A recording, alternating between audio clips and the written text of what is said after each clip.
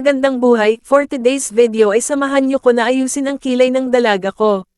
Dahil sinasabihan daw siya ng mga classmates niya na mukhang masungit ang kanyang kilay. Kaya to the rescue naman ang nanay. Kaya naisipan kong gawin sa kanya ang eyebrow lamination. By the way guys, virgin pa ang kanyang kilay kaya wala pa itong kakort-korte. Leave for 15 minutes using cling wrap. Then remove after 15 minutes.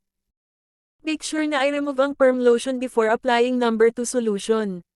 Gamit ang tool na ito, alisin ang perm lotion at ipahid sa wet tissue. Then apply number 2 ang fix lotion.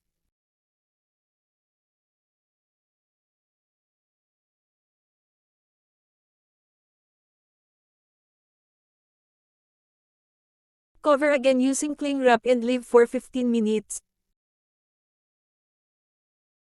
Then remove it after 15 minutes using wet tissue. And use number 4 as cleansing solution.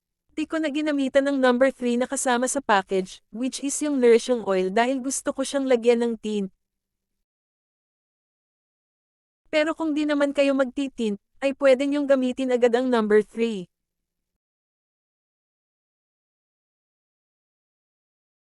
As you can see, nakalift na ang mga brows niya kaya naging mukhang bushy at makapal tignan.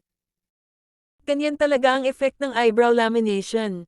Mala Andrea Brillantes Ganern.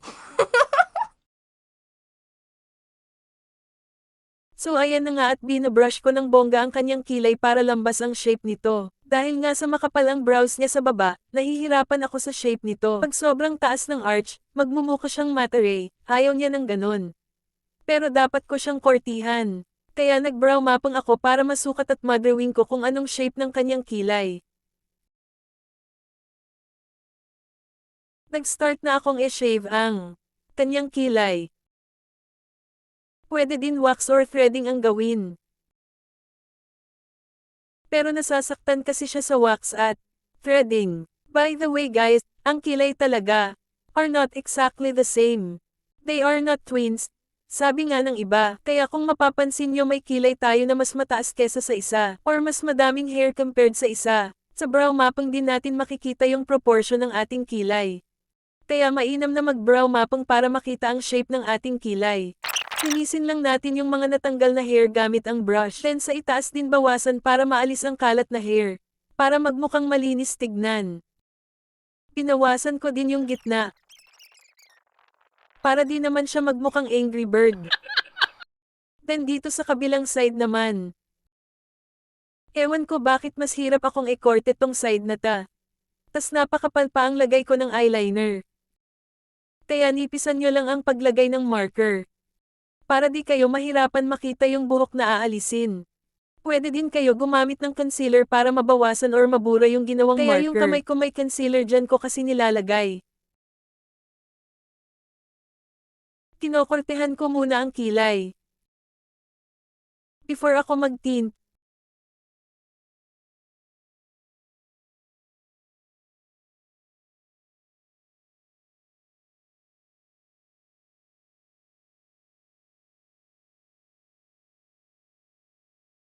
At dito nga ay nag-tint na ko sa kilay niya. Gusto ko sanang idlit tong part na ito. Dahil di naman kumapit ang tint sa kanya. But then for the sake of this video, at para di na rin sayang ng pagod ko. At para mapakita sa inyo kung paano ako maglagay ng tint. Kaya sige na nga isali ko na din ito. Again pwede tayo gumamit ng concealer para malinis natin yung mga may nakikita pa din kasi akong mga buhok kaya inaahit ko uli.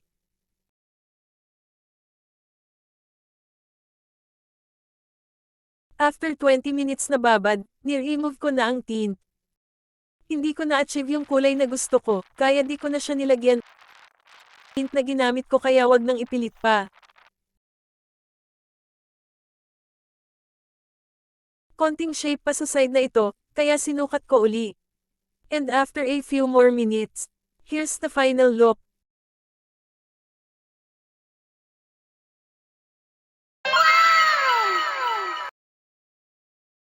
Sana nagustuhan nyo ang video. Please like and follow.